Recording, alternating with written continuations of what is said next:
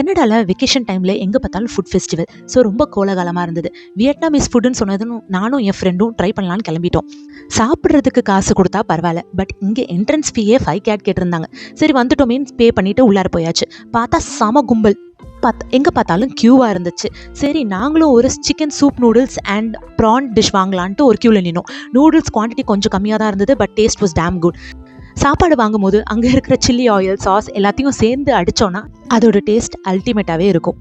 அந்த PRAN layer ஏதோ rice ஃப்ளோரில் செஞ்சுருந்தாங்க போல், ரொம்ப ஜவ்வு மிட்டாய் இருந்தது. பட் டேஸ்ட் வந்து செம்மையாக இருந்தது அந்த சில்லி சாஸ் கூட சேர்த்து சாப்பிடும் போது.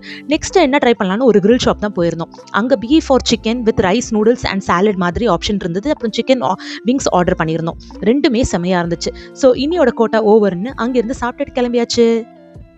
வேற ஒரு வீடியோவில் பார்க்கலாம். தேங்க்ஸ் ஃபார் வாட்சிங். பை.